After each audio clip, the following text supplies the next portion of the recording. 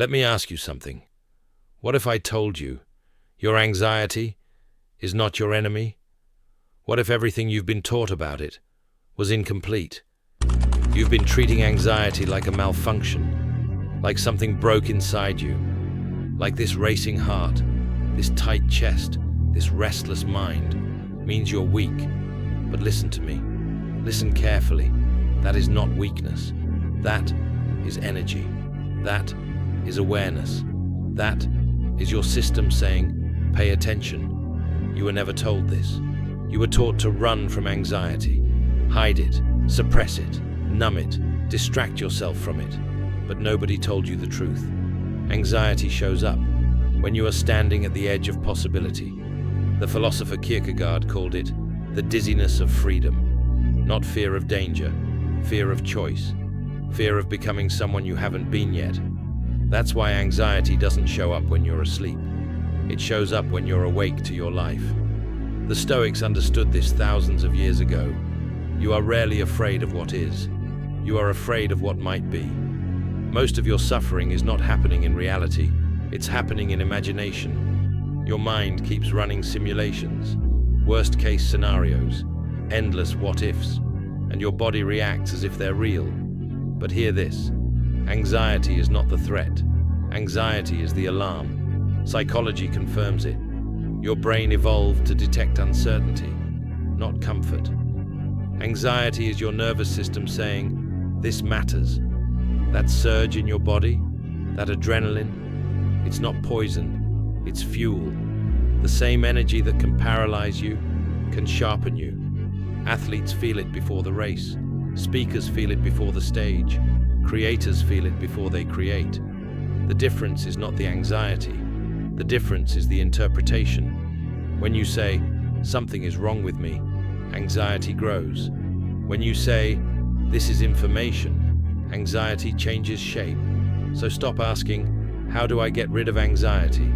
Ask a better question. Ask, what is it trying to show me? Because anxiety often points to values you're ignoring, decisions you're delaying, potential you're avoiding. It shows up when you are close to expansion. And this is where most people get stuck. They say, I'll act after the anxiety goes away. But anxiety doesn't disappear before action. It disappears because of action. Movement interrupts the spiral.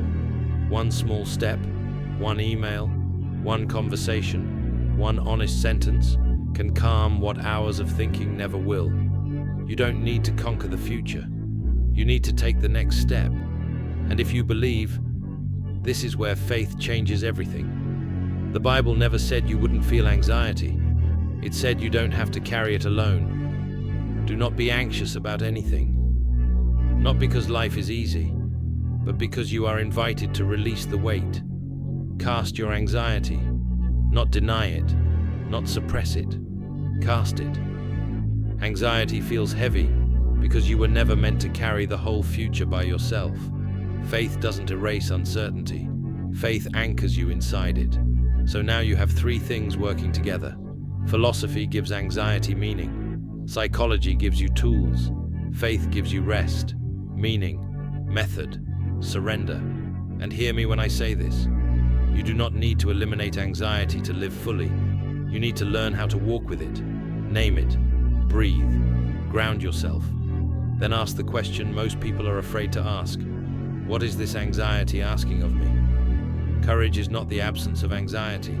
Courage is movement in its presence. The people you admire didn't feel less fear. They listened better. They used anxiety as a compass, not a cage. So the next time it hits, and it will, don't run. Pause, breathe, listen. Then take one small action toward the life you want. One step, 2 minutes, one decision. That's how anxiety transforms from enemy to guide. You are not broken. You are awakened. Your anxiety is not trying to destroy you. It's trying to direct you. Use it. Step forward and start now.